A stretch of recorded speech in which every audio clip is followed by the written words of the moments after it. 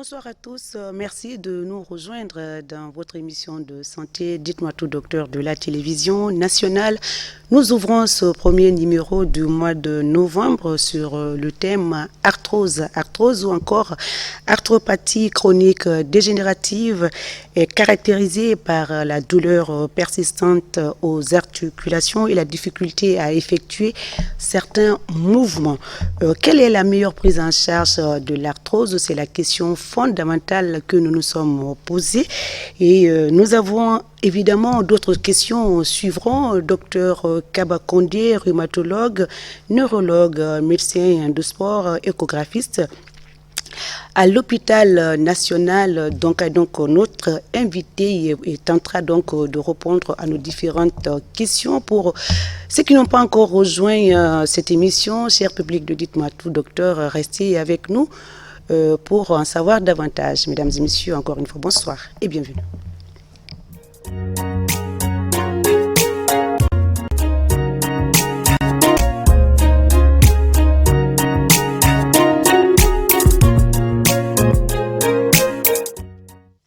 Retour sur le plateau de Dites-moi tout, docteur, 55 minutes pour parler de notre thème du jour, notamment l'arthrose. Qu'en est-il le traitement? C'est ce que nous allons aborder dans ce numéro. Pour nous joindre, cher public de Dites-moi tout, vous pouvez appeler au 620 58 90 73. En attendant, nous avons quelques questions pour notre invité et nous revenons à vous juste après. Bonsoir, docteur Kaba Kondé. Je disais tout à l'heure que vous êtes rhumatologue, neurologue, médecin de sport, échographiste à l'hôpital national excusez-moi, de Yazine. Et encore une fois, merci d'avoir accepté notre invitation. Vous êtes régulier dans cette émission, docteur. Aujourd'hui, on a changé de thème. La dernière fois, c'était la lombalgie. Aujourd'hui, on parle de l'arthrose. Alors, j'ai donné une petite définition pour rentrer un peu, pour donner un peu l'avant-goût de ce numéro ou du thème, mais vous qui êtes professionnel, quelle autre définition pouvez-vous donner à notre thème du jour, le sujet notamment l'arthrose? Alors tout d'abord, bonsoir madame. Je vous remercie de m'avoir invité sur votre plateau après avoir parlé de la lombalgie, de parler d'un autre sujet très intéressant qui est l'arthrose. Alors, c'est quoi l'arthrose? Une définition terre à terre de l'arthrose, c'est une maladie dégénérative, c'est-à-dire l'usure du cartilage, qui est caractérisée par 4 signes qu'on appelle les signes cardinaux de l'arthrose, qui sont plutôt des signes radiologiques, à savoir l'ostéophyte. L'ostéophyte qui est une excroissance autour de l'articulation, le pincement, l'ostéocondensation, les géodes de l'os sous-chondral. Mais cette définition a évolué. Actuellement, les Anglais appellent l'arthrose ostéoarthritis, c'est-à-dire une pathologie de l'articulation. Ça ne concerne pas non plus le cartilage seul, mais également les muscles, le tendon, le tissu synovial, le ménisque, en ce qui concerne le genou, font partie intégrante de l'hémostasie articulaire, donc font partie de la physiopathologie de l'arthrose. Partant de là, on dirait que l'arthrose, c'est une maladie globale de l'articulation. Alors, vous avez dit tout à l'heure une maladie globale de l'articulation, mais c'est vrai qu'on ne peut pas parler de toutes les articulations. On va se focaliser sur une des articulations fondamentales du corps humain, c'est-à-dire le genou aussi, et qui nous permet de faire beaucoup de mouvements. Et quand cette partie du corps est peu en panne ou que ça ne fonctionne pas, ça pose problème. Le déplacement, comme je l'ai dit tout à l'heure, en tout cas, les personnes souffrant de cette maladie ont du mal à se déplacer. Alors aujourd'hui, on va se focaliser sur cette partie. Vous avez déjà votre genou ici. Alors, vous allez nous donner, vous avez cité le déclin synovial, vous avez cité le chondrocyte, tout ça. Vous allez nous expliquer au fur et à mesure. Docteur Kondé, on va parler plutôt comment et quelles sont les causes de cette maladie. Alors, l'arthrose, comme j'aime à le dire, c'est une maladie multifactorielle. Il y a plusieurs facteurs de risque qui peuvent entraîner l'arthrose. Il y a des facteurs de risque qu'on appelle des facteurs de risque non modifiables. Le premier d'entre eux, c'est l'âge. le vieillissement est un facteur de risque de l'arthrose. Avec le vieillissement, le cartilage vieillit, il se désintègre et la dégradation du cartilage due au vieillissement entraîne aussi l'arthrose. Le deuxième facteur de risque, c'est lié au sexe. Alors, il a été constaté que les femmes font beaucoup plus d'arthrose après la ménopause. Parce qu'il est démontré que la carence en oestrogène est un facteur d'accélération de la dégradation du cartilage. C'est pourquoi certaines arthroses comme l'arthrose du genou, l'arthrose de la hanche sont beaucoup plus fréquentes et symptomatiques chez la femme due à la carence oestrogénique à la ménopause. Alors, ce qu'il faut préciser là-bas, c'est que le traitement hormonal substitutif de la ménopause n'est pas chondroprotecteur, n'a aucun effet protecteur sur le cartilage. Alors, après le sexe, il y a un autre facteur beaucoup plus important, c'est l'obésité. La prise de poids est un facteur de risque important et avéré d'arthrose. Quand on est obèse, on multiplie le risque d'une arthrose du genou par 5 et le risque d'une arthrose de la hanche par 2. Donc c'est un facteur de risque très important et avéré d'arthrose. Et en dehors, au-delà de l'obésité, il y a ce qu'on appelle le syndrome métabolique, c'est-à-dire association obésité, hypertension artérielle, dyslipidémie et diabète multiplie le risque d'arthrose et la sévérité de l'arthrose quand on a ces facteurs de risque réunis. Donc l'obésité, le diabète, les pathologies métaboliques sont des facteurs de risque d'arthrose. Il y a un autre facteur de risque qui est très intéressant, c'est la carence en vitamine D. Mais malheureusement, et heureusement d'ailleurs dans nos conditions, on a suffisamment de soleil, donc il n'y a pas trop de carence en vitamine D, contrairement à l'autre côté. L'autre facteur de risque aussi, c'est l'activité sportive intense et répétitive est un facteur de risque d'arthrose. Nous verrons dans les traitements qu'on recommande de faire des exercices physiques. Mais lorsque l'activité physique elle est intense et répétitive, c'est un facteur de risque. Les traumatismes, entorses, luxations sont des facteurs de risque d'arthrose. Alors encore les femmes, le port de talons hauts est un facteur de risque d'arthrose. Alors docteur, vous m'attaquez là. Il n'y a pas de problème, j'assume, on y va. Désolé parce que avec le port des talons hauts, on a ce qu'on appelle un déséquilibre articulaire et une instabilité qui peut entraîner des fractures de stress, ensuite des entorses et des luxations qui peuvent entraîner de l'arthrose. Les habitudes alimentaires et des quelques rares cas, notamment les arthroses digitales, on peut avoir une origine génétique dans 50% de ces cas. Voici entre autres quelques facteurs de risque qui peuvent entrer dans la survenue d'une arthrose. Vous avez parlé tout à l'heure, même dans notre reportage, on dit que cette maladie rime avec l'âge chez les sportifs également. Docteur, excusez-moi, parlez-nous un tout petit peu comment cette maladie se manifeste. Avant de répondre à cette question, est-ce que c'est seulement l'arthrose est liée à l'âge? Est-ce que les adolescents, les jeunes aussi ne peuvent pas être en difficulté avec les articulations? Alors, l'arthrose classique qu'on appelle l'arthrose primitive est liée à l'âge. Il y a des formes d'arthrose qu'on appelle l'arthrose secondaire qui ont des causes identifiées. Par exemple, un enfant qui a une ostéochondrite maltraitée, ces séquelles d'ostéochondrite peuvent être à l'origine d'une arthrose sur cet enfant. Il y a des arthroses secondaires à des rhumatismes inflammatoires, à un traumatisme. Donc en général, quand on rencontre l'arthrose chez un enfant, on recherche toujours une cause secondaire qui est à l'origine de cette arthrose. Sinon, l'arthrose classique sont les facteurs de risque que j'ai cités et les arthroses dites primitives, effectivement, sont liées à l'âge. D'accord. Docteur, quand on parle des articulations, on parle forcément d'aller chez le médecin, de faire un diagnostic. À quel moment il faut évoquer le diagnostic et comment le faire? Alors, à quel moment il faut évoquer le diagnostic et comment le faire? Le plus souvent, l'arthrose peut attaquer toutes les articulations du corps. Donc, le principal motif de consultation pour un malade, c'est la douleur. Docteur, j'ai mal. Et quel type de douleur le malade vient? Il s'agit de ce qu'on appelle en général en jargon médical des douleurs mécaniques. Le malade vient, docteur, j'ai mal quand je fais des efforts, quand je marche, quand je monte les escaliers, j'ai mal. Mais cette douleur aussi disparaît quand je suis au repos, lorsque je ne fais rien. Et quelque chose d'important, cette douleur ne réveille pas le malade la nuit. Il dit que la douleur ne l'arrivait pas, sauf dans des cas exceptionnels, dans les cas d'arthrose évoluée.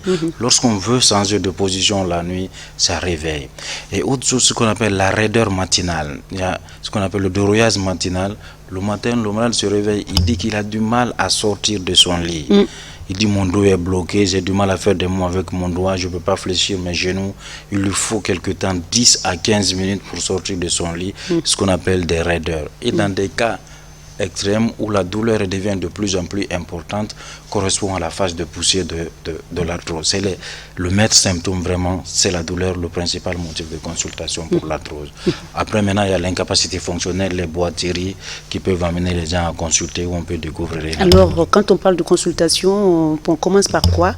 Lorsqu'un malade vient vous voir pour ces mots. Alors quand un malade vient nous voir pour ces mots, d'abord on l'écoute. Il faut écouter le malade pour qu'il ne se sente pas minimisé.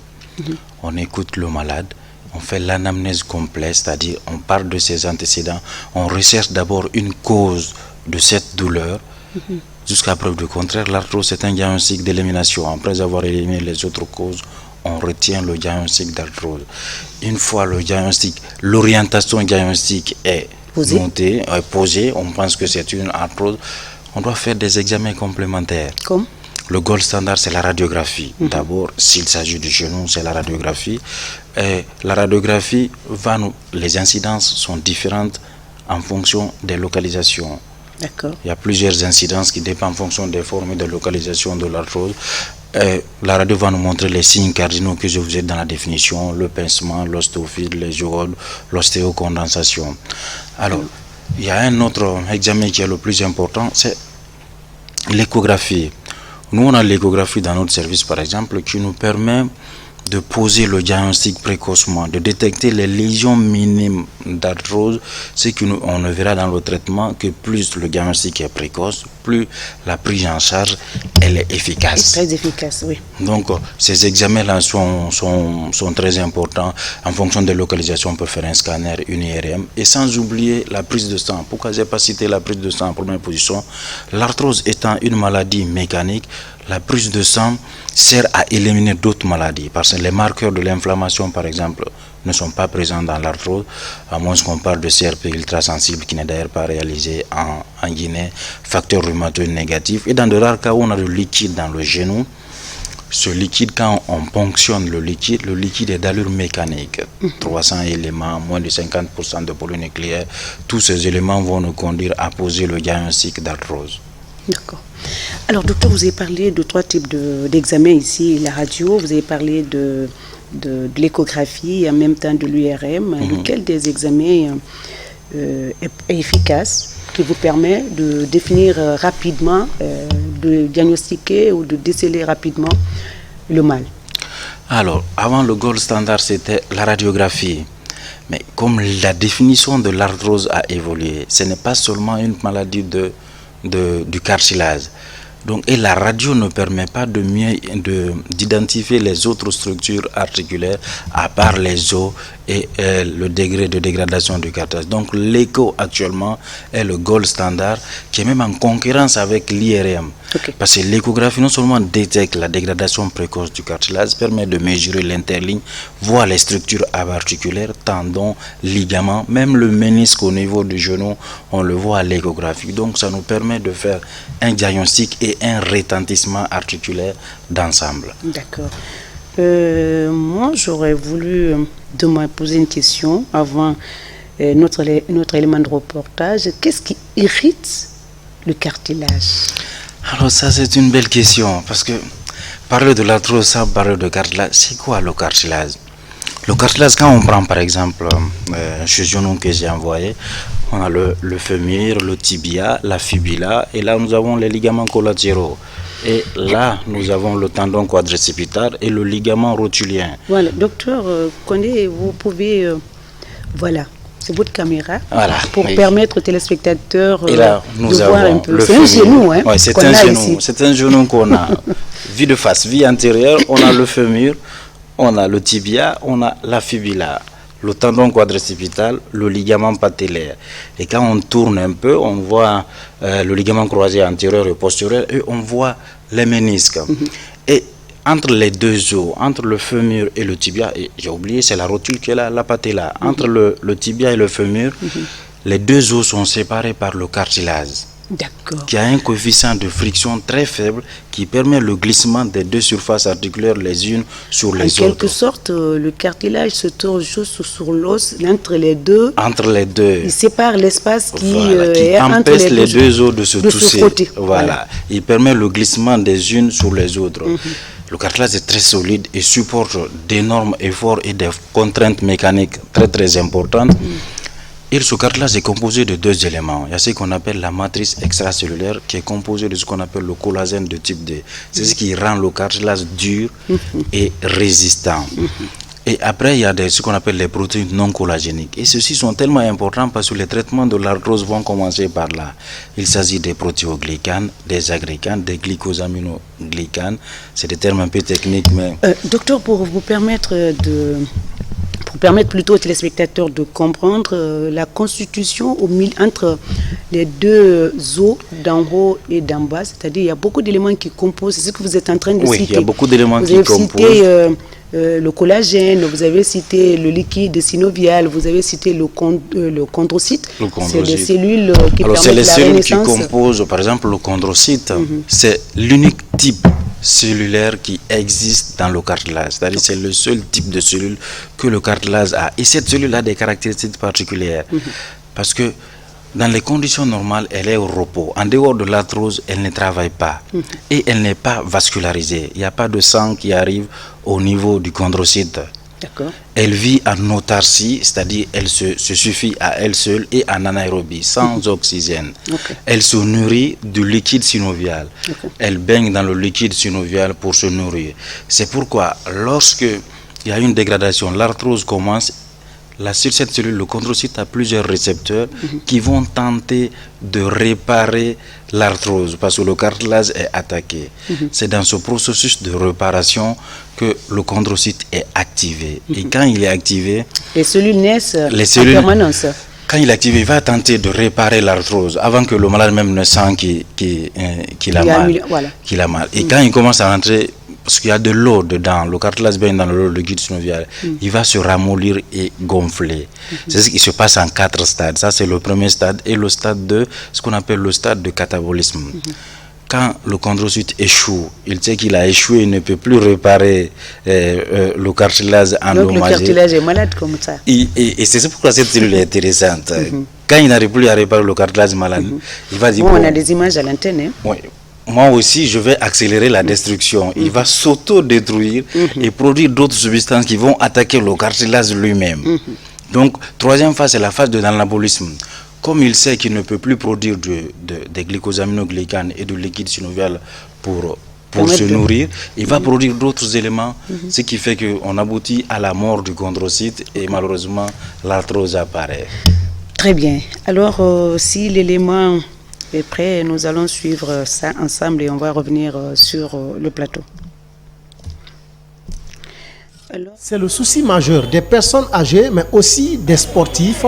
On parle de l'arthrose, une maladie dégénérative qui s'attaque au cartilage des articulations. À Ignasdi, en rhumatologie, l'âge des personnes souffrant de l'arthrose varie de 39 à 70 ans, voire plus. Il y avait le docteur Koldi Mamadi, qui était le docteur neurologue à l'époque. C'est lui qui m'a consulté. Il m'a fait la radio et la radio a révélé que j'ai l'arthrose lombo-sacrée. C'est le premier mot que j'ai connu depuis ce jour-là. On dit l'arthrose lombo-sacrée. Alors, le traitement qu'il me donnait, c'était le dépôt-médrol. Ça, j'ai toujours ça. Non, en injection. Ça, il me faisait ça entre les vertèbres. Ça, je m'assois et ils font des infiltrations. Une fois par 2 ans, la santé n'a pas de prix. Alors celui qui s'est engagé à sauver, sincèrement, ce n'est pas une affaire d'argent qui peut régler ça. C'est un problème de conscience. Constitué de 70% d'eau, du collagène avec le liquide synovial et du chondrocyte, l'arthrose du genou est plus fréquente. Troisième cause de consultation en rhumatologie. Hommes, femmes, en âge plus ou moins avancé, sont limités dans leur déplacement et parfois inactifs à cause de la douleur. Malgré tout et sans couverture universelle santé, certains parviennent à s'acquitter des frais de produits pharmaceutiques grâce à une assurance santé. J'ai les genoux qui me font mal. Une nuit, je me suis couchée. En me réveillant le matin pour prier, je ne pouvais pas marcher. Ensuite, je suis venue à l'hôpital chez Dr Abbas. Ils m'ont fait une consultation. Ils m'ont demandé d'abord des examens. J'ai fait ça. Ils m'ont prescrit des produits. C'est ce que j'ai pris. Ça commence à aller. Depuis le mois de février, qui se plaint de ses maux de pied. Mais on était partis 2 ou 3 cliniques. Après, à la fin, on nous a dit de venir ici, à Ignace Dine. Donc, je l'ai amené. On l'a visité. On nous a fait faire des examens, des radios, des échographies. Après tout résultat, on nous a dit que c'était l'arthrose, qu'il fallait traiter. On a fait 3 séances avec Dr Condé, je pense. Mais depuis là, alhamdulillah, puisqu'avant, il montait par chariot, il descendait par chariot. Et maintenant, il peut se débrouiller, il monte. On le tient quand même parce qu'avec l'âge, c'est pas facile, voilà. La prise en charge, elle est surtout pluridisciplinaire et elle est surtout sous la responsabilité du rhumatologue. Le neurologue peut intervenir quand il y a une sollicitation des nerfs. Quand les gens ont une arthrose lombaire avec une dégénérescence du disque, si le disque comprime les nerfs et que la douleur descend dans le pied, le neurologue peut intervenir. Le médecin physique et réadaptateur également peut intervenir parce que quand il y a une arthrose, il y a de la douleur. Quand il y a de la douleur, il faut faire de la rééducation le plus souvent pour renforcer les muscles, pour diminuer la charge sur l'articulation. Donc le médecin physique peut intervenir. Le kinésithérapeute également peut intervenir et les infirmières spécialisées dans la douleur. Et enfin, les psychologues parce que la prise en charge, parce que l'arthrose finit par aboutir à de la douleur ou du handicap. Donc, il faudrait une approche psychologique pour permettre au patient de changer sa perception ou de s'adapter à cette douleur-là. Une prise en charge précoce permet d'éviter systématiquement la malformation des articulations, sinon la dégradation du cartilage, car il existe des traitements curatifs de l'arthrose. Plutôt, traitement et suivi de la douleur peut améliorer l'handicap fonctionnel. Alors, docteur Condé, on vient de voir l'élément sur l'arthrose notamment, sur l'arthrose de genou, une petite lecture avant de vous demander les signes et formes cliniques de la maladie. Alors effectivement, dans l'élément de reportage, il y a quelque chose qui est important, c'est la fréquence de l'arthrose du genou. Quand on voit par exemple chez genou que j'ai apporté, le genou c'est la plus grande articulation du corps humain. Il a 3 surfaces articulaires. Alors, on a l'articulation entre la rotule et le fémur et l'articulation fémuro-tibiale interne et externe. Maintenant, l'arthrose la plus fréquente, c'est ce compartiment interne. 75% des cas. Entre la rotule et le fémur, c'est 35%, et de l'autre côté, c'est 25%. Mais malheureusement, ils arrivent sur certains malades où on a tous les 3 compartiments qui sont touchés par l'arthrose.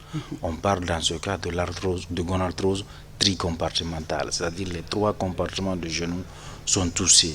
Et le plus important ici, c'est l'handicap. Le malade n'arrive pas à marcher.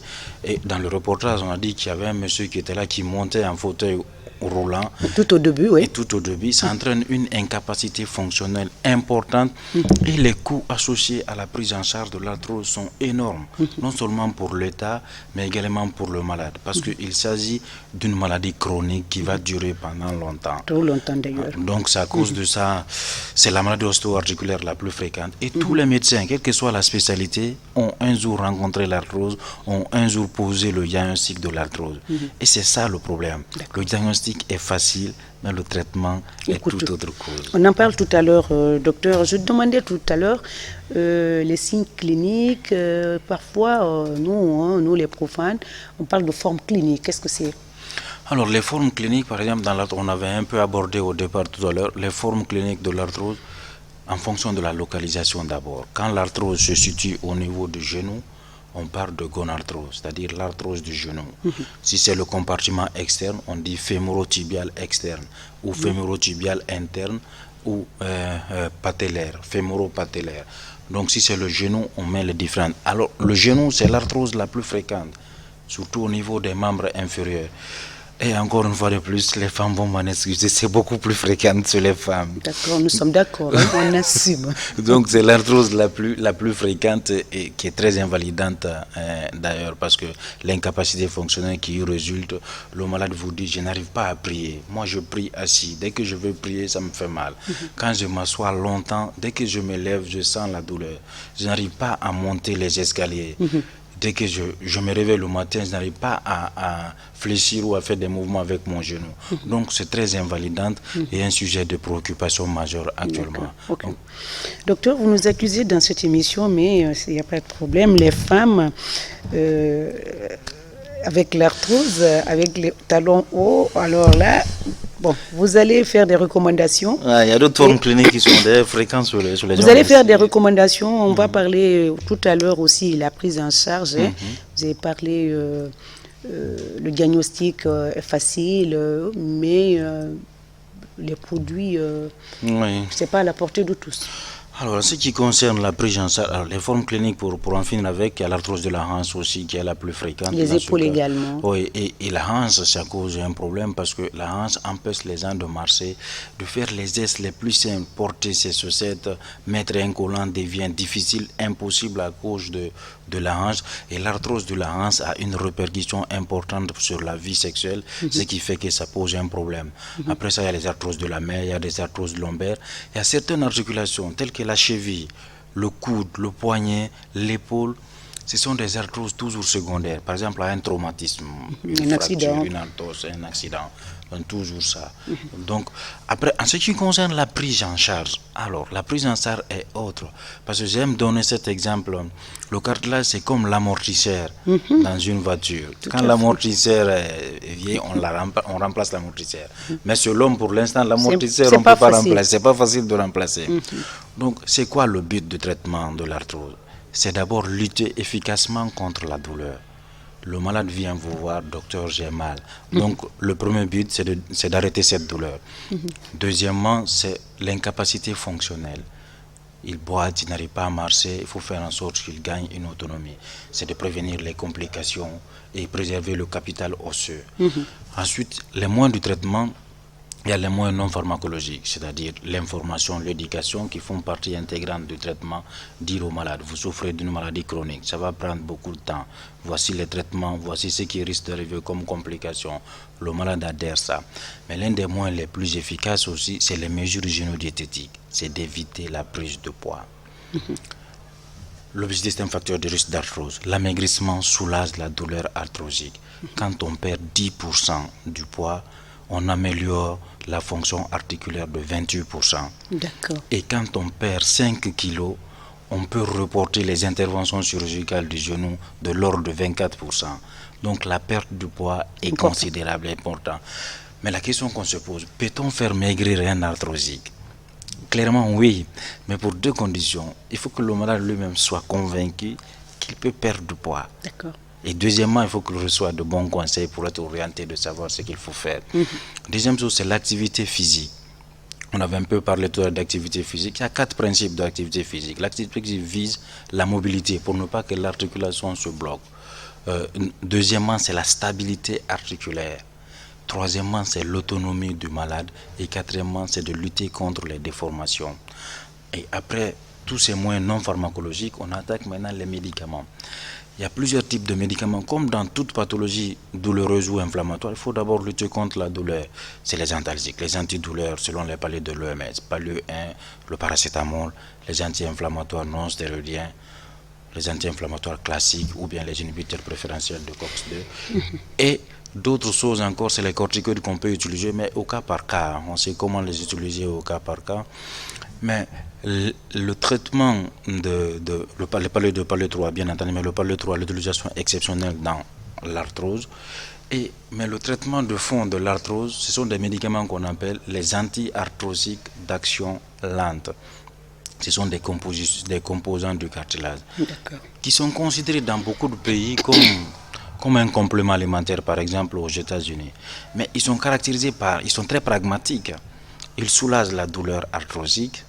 Leur effet dure longtemps, plusieurs semaines, et leur effet dure 2 mois après l'arrêt de ces médicaments, 2 mois, leur effet continue à durer dans le corps sur le cartilage, même 2 mois après leur arrêt.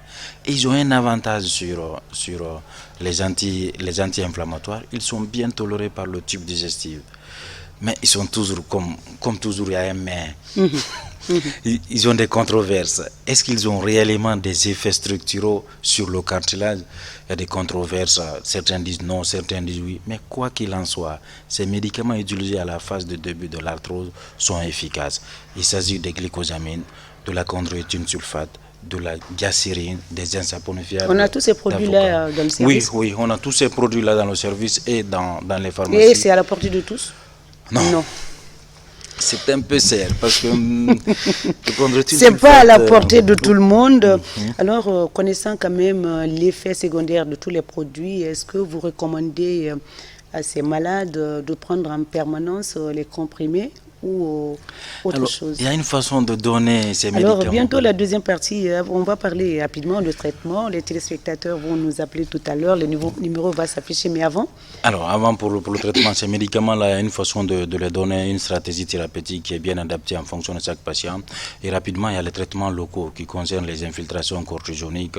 Dans le reportage, on faisait ça pour les infiltrations surtout éco-guidées qui nous permettent d'être efficaces et précises et bien lutter contre la douleur. Il y a la viscosupplémentation avec l'acide hyaluronique, il y a le lavage articulaire. Et d'autres choses, c'est la chirurgie. Après chaque articulation a une évaluation indice ergo-fonctionnel. Nous avons le L15, le HOMAC, le Dressler pour les arthroses de la main. En fonction de ces indices-là, il y a des indications chirurgicales qui se posent. Alors, différentes chirurgies, les arthroplasties, on fait des plasties de l'articulation, ou bien on fait une arthrodèse classe soudée, ou on fait carrément une prothèse articulaire. Donc, ce sont les principes chirurgicaux. Mais actuellement, il y a des études en cours, de perspectives en cours sur d'autres traitements de l'arthrose. L'interleukine 1, les nerf growth factors, la sclérostine, l'inhibiteur physiologique de la voie Wnt. Il y a plusieurs de ces facteurs-là qui vont entrer en cause. Quoi qu'il en soit, la prise en charge de l'arthrose dépend de chaque malade. Chaque malade est différent de l'autre. C'est une prise en charge personnalisée. Et un diagnostic précoce permet d'arrêter la dégradation du cartilage et mieux prendre en charge la maladie. Très bien. Alors, vous avez parlé avant que le numéro ne s'affiche au bas de l'écran, le 620 58 93, la chirurgie. À quel moment on fait recours à la chirurgie? Est-ce que quand c'est posé la prothèse, est-ce qu'on s'est débarrassé carrément de la douleur? Alors, par exemple, si je prends l'exemple sur le genou, il y a un indice ergo-fonctionnel qu'on appelle le L15. C'est-à-dire, il y a des questions qu'on pose aux malades. Vous pouvez vous lever le matin, des différentes questions. Si c'est inférieur à 6, l'indication chirurgicale est posée. Maintenant, quand on fait l'indication chirurgicale, est-ce qu'il faut faire une plastie? Est-ce qu'il faut faire une prothèse unicompartimentale, c'est-à-dire une prothèse d'un seul compartiment par rapport à l'autre? Ça, c'est au rôle de la chirurgie. Le chirurgien est libre de décider les indications. Est-ce qu'après la chirurgie, tout est réglé? En pratique, oui. En principe, oui. Mais les chirurgies, la prothèse s'accompagne de ce qu'on appelle la révalidation. Il faut une rééducation pour adapter l'organisme à la prothèse. Et si la rééducation est bien faite, oui, on peut vivre sans douleur. Mais dans nos conditions, il y a des couacs à ce niveau-là. Un malade mal rééduqué, c'est un malade à problème parce qu'il vous revient tout le temps avec des douleurs. Voilà. Le numéro s'est affiché, c'est sûr. On va peut-être, mais vous avez accusé les femmes, le port des talons hauts. Docteur Condé, comment donc prévenir cette autre maladie qui est l'arthrose? Alors, la prévention de l'arthrose. Alors, pour un peu équilibrer les choses, l'arthrose lombaire est encore beaucoup plus fréquente sur les hommes que sur les femmes. Donc, c'est pour équilibrer. Alors, c'est pour vous soulager les dames. Pour équilibrer, l'arthrose lombaire est encore c'est plus fréquent sur les hommes. Alors, oui, on peut prévenir l'arthrose. C'est la prise de poids, perte de poids pour la prévention de l'arthrose. Deuxièmement, une activité physique minimum 30 à 45 minutes, 3 fois par semaine. Alors, avec les gens qui ont déjà la maladie Est-ce qu'il y a une recommandation pour ces personnes, pour un tel, la qualité de sport à faire? Oui, effectivement, il y a des gens qui viennent qui ont des gonarthroses déjà évoluées et on leur dit de faire le sport. Ils vous regardent, mais comment je vais faire le sport avec la douleur? Avec la douleur. D'abord, si on calme la douleur, et il y a 2 sports que moi je recommande, voire même 3. Le premier, c'est la marche. On dit aux gens, vous marchez à votre rythme. Okay. Pas une marche accélérée, pas comme une course. Vous marchez à votre rythme. Et puis, j'ai l'habitude de dire aux sujets âgés, si vous avez la mosquée à côté de vous, partez à pied à la mosquée, revenez. C'est d'autant partez ou marcher à pied. Il faut marcher, c'est très bon pour le genou. Deuxièmement, on dit aux gens d'avoir des vélos, des vélos de maison pour faire ça. Ça dépend des mots. Il dit, on a mal aux genoux. Il y a autre chose, quand on dit, on vous regarde de haut, quand on dit de faire la natation. On n'a pas de piscine, hein? Pourtant, de faire la natation. Mais c'est des choses élémentaires pour soulager certaines maladies. Qui peuvent soulager les articulations, oui. D'accord. C'est parti, docteur, c'était notre premier appel. Alors qu'on continue à sensibiliser et à comment prévenir. Ah, on ne peut pas, il y a un appel. Docteur, c'était notre premier appel. Allô? Allô? Oui, bonsoir. Bonsoir madame, vous allez bien? Très bien, votre nom, d'où vous nous appelez? Je m'appelle M. Sangaré. J'appelle de Amaraya, dans Sougeta. Dans Sougeta, voilà, votre question, monsieur Amara. J'aimerais savoir s'il y a une différence entre l'arthrose et le rhumatisme. Voilà. C'est précis, hein, une différence entre arthrose et rhumatisme. C'est la question? C'est la seule? Oui, c'est la seule question. Merci beaucoup. Alors, merci M. Sangaré. Effectivement, c'est la question qui arrive le plus souvent. C'est quoi l'arthrose? C'est quoi le rhumatisme?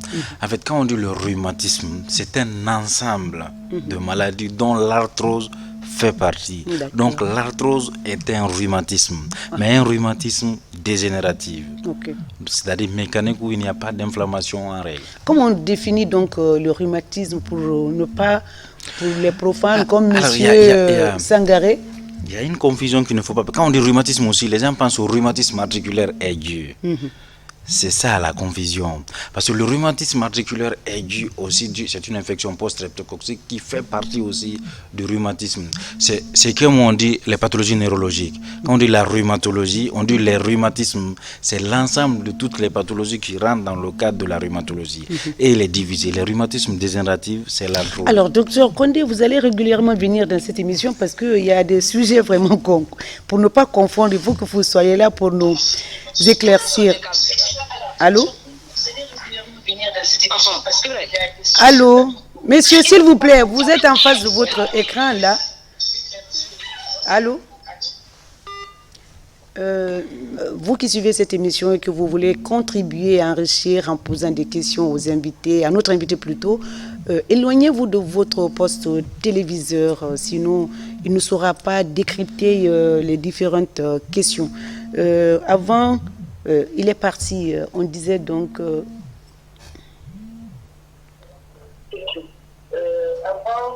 Allô? Oui, allô? Éloignez-vous de votre poste téléviseur, messieurs. Madame, bonsoir. Oui. Bonsoir, docteur. Oui. Votre nom, d'où vous nous appelez? Monsieur Diaby, éloignez-vous de votre téléviseur, s'il vous plaît. Oui, le volume même, j'ai annulé le volume. Très bien. Votre question? Madame, j'ai un oncle qui a à peu près le rhumatisme. Il ne peut même pas marcher.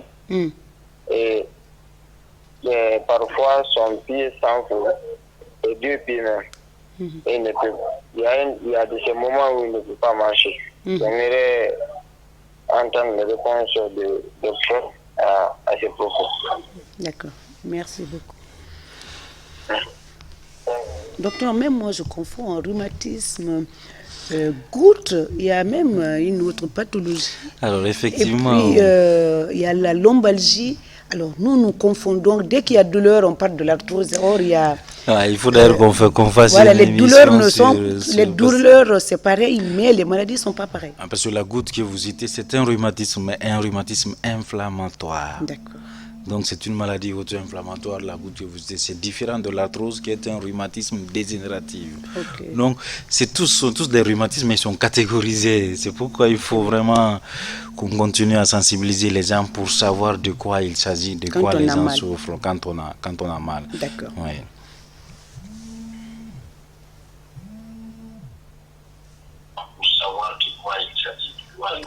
Allô? Allô, oui. Éloignez-vous de votre poste téléviseur, s'il vous plaît, monsieur. Ok. Oui, bonsoir, madame. Oui, bonsoir. Votre nom, d'où vous nous appelez? Je vous appelle depuis Dexine.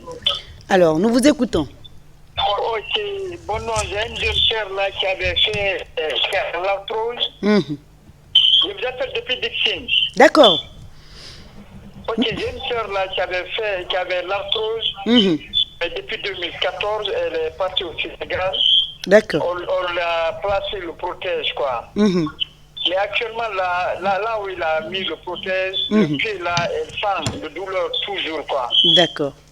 Bon, l'autre pied aussi commence à ressentir de douleur. Je ne sais pas maintenant qu'est-ce qu'il faut, quoi. Très bien. Voilà, je demande au docteur de conseil pour ça, quoi. D'accord. Vous avez le médecin ici. Le numéro est aussi affiché pour au cas où vous souhaiteriez rencontrer le spécialiste. C'est vrai, notre invité, notre patient de l'hôpital, il a posé le même problème. Il avait mal à gauche. Après, la douleur a été transférée de l'autre côté. Donc, je crois que c'est le même cas. Alors, pour le cas de M. Ba, de la sœur de M. Ba, il y a deux choses. On a mis une prothèse. Donc, il faut voir un orthopédiste, un chirurgien pour savoir si la prothèse est bien en place, s'il n'y a pas de décèlement, de complications liées à la prothèse. Une fois après avoir levé ça, parce que pourquoi il y a des bascules? Si on a une arthrose, par exemple, de la hanche droite, on va boiter et compenser sur l'autre hanche. C'est pourquoi, à force de boiter, l'autre hanche aussi qui compense va subir le même chose. Dans ce cas, on recommande les malades de marcher avec une canne pour soulager la hanche chaîne. Donc c'est ce qui fait qu'on peut avoir de deux côtés ce bascule. Oui. Allô? Oui, bonsoir madame. Oui, bonsoir. Votre nom, d'où vous nous appelez? C'est Diallo Ousmane depuis Fassia d'Ankoya. D'accord, monsieur Diallo. Votre question? Bon, je voudrais savoir, est-ce qu'il y a un lien entre la drépanocytose et cette maladie que vous êtes en train de décrire? L'arthrose. Très bien. Oui, merci monsieur pour votre question. Effectivement, il y a un lien entre la drépanocytose et l'arthrose. C'est des causes secondaires de l'arthrose. La drépanocytose, c'est une falsiformation des globules rouges qui entraîne des troubles de la microcirculation. Si ça arrive, ça peut donner ce qu'on appelle des arthroses secondaires. Est-ce que, docteur Condé, vous pouvez vous ramener certains de vos patients sur les drépano, par exemple? Alors, après analyse, vous vous rendez compte que ce n'est pas l'arthrose, mais plutôt... En général, bon, ça c'est rare. En plus, plutôt c'est le contraire. Ah, d'accord. Et ils peuvent faire le diagnostic. Et puis, l'une des complications de la drépanocytose, surtout sur l'enfant, c'est ce qu'on appelle le syndrome doigt-main. Quand ça arrive, on adresse au rhumatologue pour faire une mise au point pour savoir ce que c'est. En général, les complications ostéo-articulaires, on nous adresse ces malades-là pour pouvoir répondre à ces questions. Oui. D'accord. Allô? Allô? Bonjour madame. Oui, bonjour monsieur. Votre nom, d'où vous nous appelez? Monsieur Keta Dipiatia. Monsieur Keta, oui. Votre question, s'il vous plaît. Moi, je voulais savoir si le docteur peut me donner au moins le nom. Allô? Oui, nous vous écoutons. Le nom de...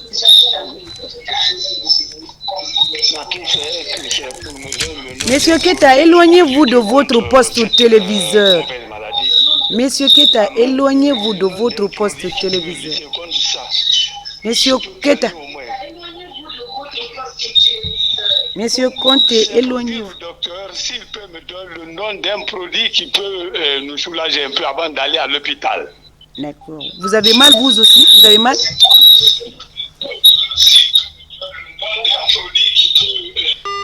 il demande un médicament pour le soulager. Je voulais savoir s'il avait mal quelque part. Oui, il faut savoir le degré de douleur qu'il a. Tout ça, c'est compliqué de faire des prescriptions à distance sans voir le malade. Oui, mais si l'homme psychiatre, vous pouvez prendre du paracétamol, ça pourrait vous soulager avant de voir un médecin. D'accord. Oui. Allô? Allô, madame, vous allez bien? Très bien. Votre nom, monsieur, d'où vous nous appelez? Moi, c'est Dramé Aboubakar, depuis Kifidougou.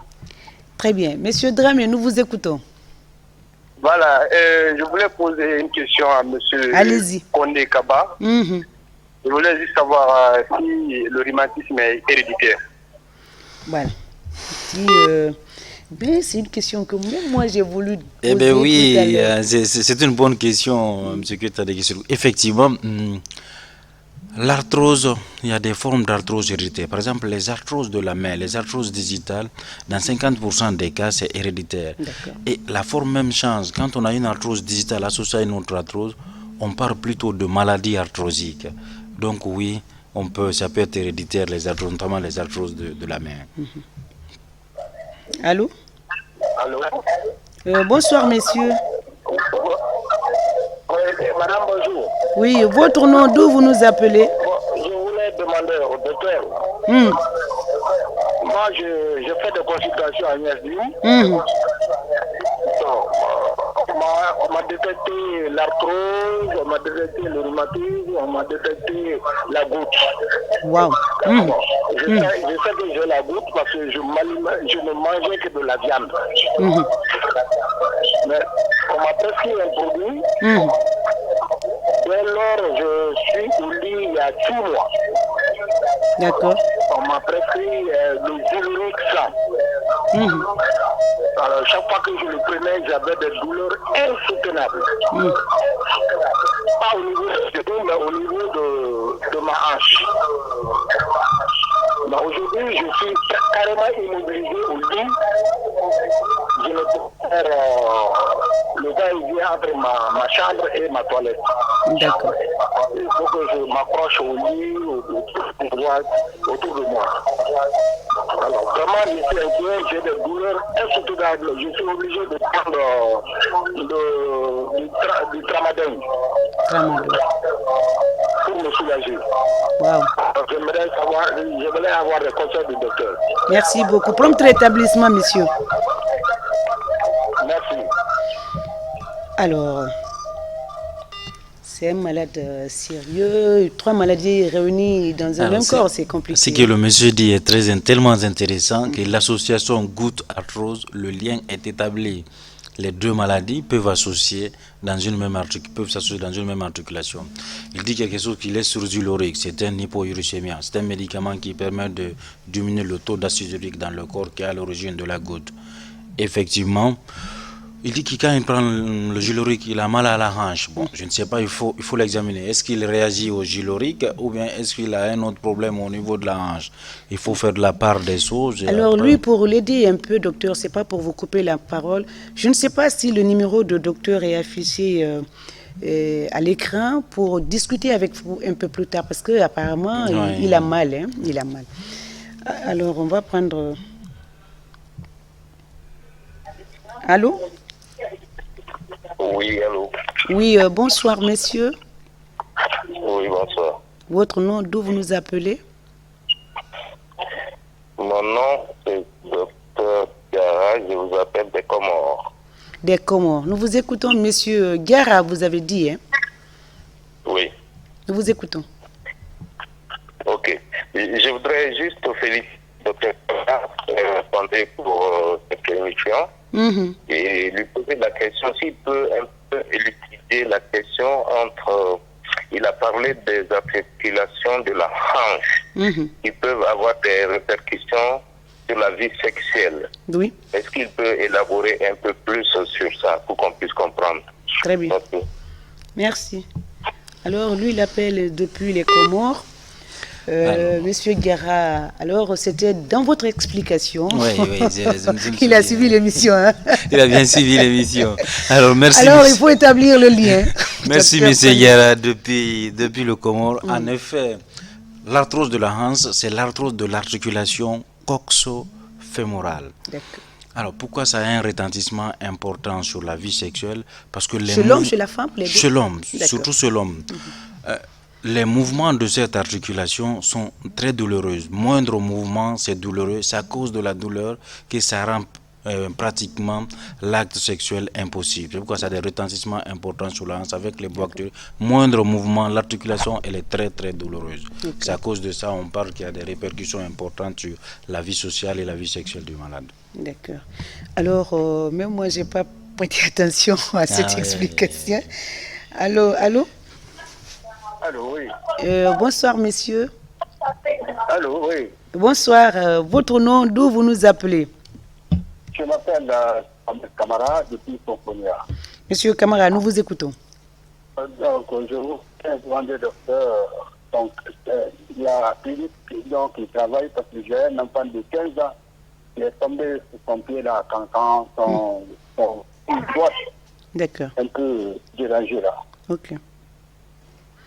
Le numéro, je ne sais pas, docteur, vous avez besoin de son numéro?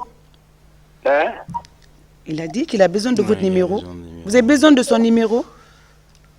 Le numéro, ouais, son numéro, parce que je veux que je consulte mon jeune garçon. Alors, vous pouvez prendre en même temps, messieurs, vous pouvez prendre en même temps que nous. Peut-être que c'est affiché. Docteur, vous pouvez... Voilà, c'est affiché donc. Voilà. Vous pouvez prendre le numéro. On continue, docteur, on va continuer à sensibiliser sur cette maladie de façon générale, avant de clôturer, parce qu'on a un peu de temps, on va continuer à prendre des appels. Alors, les recommandations très rapidement, on n'a plus le temps, il y a juste 4 minutes, les recommandations. Alors, les recommandations, c'est qu'on dit, le slogan de l'arthrose, c'est bouger plus pour mieux soulager votre articulation. Ok. Donc, alors retenez, bougez plus pour mieux soulager votre articulation. C'est le slogan pour lutter contre l'arthrose. Parce que pour entretenir le cartilage, on a besoin d'avoir un minimum d'activité sportive. Ne pas prendre du poids, parce que sinon l'amortisseur sera endommagé et dans ce moment-là, on sera dans les problèmes. Donc vraiment, une alimentation saine et équilibrée. Je sais que c'est... Alors est-ce que ces gens-là sont soumis à un régime spécial? Normalement, quand on voit les malades, on les prescrit de régime. C'est pourquoi je dis qu'il faut avoir un bon conseil, il faut être convaincu soi-même de perdre de poids et avoir un bon conseil. Alors on peut ne pas être gros et puis avoir la maladie. Avoir l'arthrose, il y a quelque chose que je n'ai pas dit, il y a une discordance radioclinique. C'est-à-dire on peut avoir un malade qui a une petite lésion du cartilage mais qui ne dort pas à cause de la douleur. Et on peut avoir un malade aussi qui a complètement le genou détruit, il n'y a plus de cartilage mais qui ne sent rien. Donc parfois il y a une discordance radioclinique. Ce n'est pas spécifiquement lié au poids. Mais si on arrive à maîtriser l'alimentation, une bonne alimentation, oui, ça peut nous permettre de lutter efficacement contre la. Est-ce qu'il y a une alimentation pour ces malades-là? Oui, il y a un régime alimentaire. Normalement, on doit faire une prescription alimentaire pour ces malades. Il faut qu'ils soient convaincus. Mais on se heurte à beaucoup de choses, ce qu'on appelle défaut de prise en charge. Après, les gens disent c'est difficile de suivre ça, de suivre ça. Certains arrivent à suivre. Rien que quand on prescrit les activités physiques, la natation, le vélo ou la marche, les gens ont du mal à adhérer à ces choses-là. Mais on fait tout pour que les gens adhèrent et voient l'efficacité de ces mesures. Allô? Allô, oui. Bonsoir. Oui, bonsoir. Votre nom, d'où vous nous appelez? Je vous appelle de Koya. Oui, la question, s'il vous plaît. Bon, j'ai une maladie là, arthrose. Justement, là où je suis comme ça, là, ça fait 1 an que j'ai mal au pied. Oui. D'accord. J'ai une voix et puis merci là, voir docteur Karinka. Je dois faire une opération sur mon pied là. D'accord. L'arthrose. Ok. Voilà, vous avez déjà un médecin à Yassine, c'est la même chose. Alors, il est déjà malade, il doit faire une intervention. Sur le genou, sur l'articulation en cause. Ok, docteur Condé, on a dit une alimentation saine, équilibrée, activité sportive, tout cela. Et je crois que c'est le dernier appel, on a fini, Allô? Allô, oui? Allô, oui? Votre nom, monsieur, d'où vous nous appelez? c'est depuis Kifidugou, Sano Ali, infirmier d'État. Bon, je voudrais poser une question. Rapidement, monsieur Sano. Ok. Maintenant, elle a parlé du romantisme. Est-ce que ça a un effet sur le rein? Le rein, organe qui filtre le sang? Oui, qui filtre le sang. Est-ce que ça a un effet sur le rein? D'accord. Bon, j'ai demandé, je ne suis pas médecin, le rein, le fond on dit ici la hanche, les reins, et puis nous on confond l'organe. Alors, est-ce que le rhumatisme a un effet sur le rein? Si c'est l'arthrose, clairement non. Mais il y a d'autres formes de rhumatisme inflammatoire qui ont des complications clairement rénales, le lupus, la sclérodermie, la crise rénale au cours de la sclérodermie, la polyarthrite rhumatoïde. Ce sont d'autres rhumatismes qui peuvent avoir des complications rénales. Mais une fois de plus, il faut voir le malade pour déterminer c'est quel type de rhumatisme avant de l'étiqueter ayant ces complications. Mais si c'est l'arthrose, clairement non. D'accord. Moi, la question que je voulais savoir, est-ce qu'il y a une alimentation qui permet de régénérer ou de protéger le cartilage, docteur Kondé? Alors, du point de vue alimentaire, pour protéger le cartilage est complexe, avec un seul celui qui est le chondrocyte, l'apport calcique, généralement, on recommande aux malades des fruits de mer qui sont bons pour l'entretien du cartilage, même si ce n'est pas donné. C'est pas gratuit, je suis un peu... Mais c'est normal, hein, allez-y. Des fruits de mer, des fruits laitiers, oui, une tasse de yaourt tous les jours. Du lait entier, semi-écrémé, tout ça. Fait du bien aux articulations, la corde à sauter au moins 15 minutes tous les jours. Il faut avoir de l'espace pour le faire. Le soir après le boulot, je crois que nous sommes pris par le temps, docteur. Si on me signale que le temps imparti est arrivé, on doit donc clôturer. Je crois que c'est le dernier appel. Allô? Allô, oui, bonjour. Bonjour, messieurs. Votre nom, d'où vous nous appelez? C'est Traoré Mamadou Diane depuis Dar es Salaam. Monsieur Diallo, rapidement, votre question. Bon, madame, c'est la paume de ma main qui me fait mal dans ces semaines, mais la douleur ne fait que s'aggraver. D'accord. Paume de la main. Je voudrais que vous me dites quel est le remède que je peux prendre pour calmer la douleur au moins un peu. D'accord. Mais il faut consulter, hein. Il faut consulter. La question de M. Diallo, la paume de la main, c'est tout un chapitre.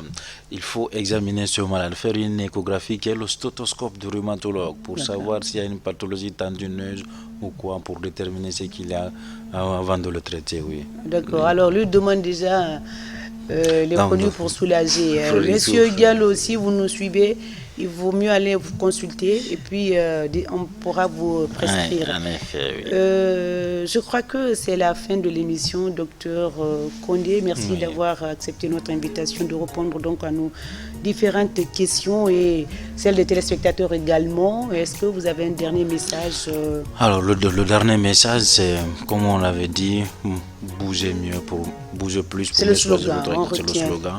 Et je ne saurais terminer sans remercier mon patron, qui est le professeur Fodé Abbas Cissé, qui ne ménage aucun effort pour la promotion et la réussite de la médecine guinéenne. Nous ne cesserons pas de le remercier pour son encadrement et son apport. Merci à lui également. Je vous remercie. C'est un des fidèles invités réguliers des émissions de santé et puis la promotion vraiment de son service. Merci à l'équipe technique du jour qui a concocté, qui a réalisé cette émission. Vous, chers téléspectateurs, vous qui nous suivez, vous qui n'avez pas encore rejoint, dites-moi tout, docteur, nous vous attendons. N'oubliez pas les gestes barrières, le port obligatoire des masques. Le virus circule. Lavez-vous les mains régulièrement. On se retrouve la semaine prochaine pour parler d'autres thématiques. D'ici là, prenez soin de vous, mangez sainement, de façon équilibrée, faire de l'exercice physique, pas trop salé, pas trop sucré, et moins de gras également. C'était tout pour aujourd'hui. Merci à tous qui regardent cette émission d'ici et d'ailleurs. On se retrouve le dimanche prochain. Merci et à très bientôt.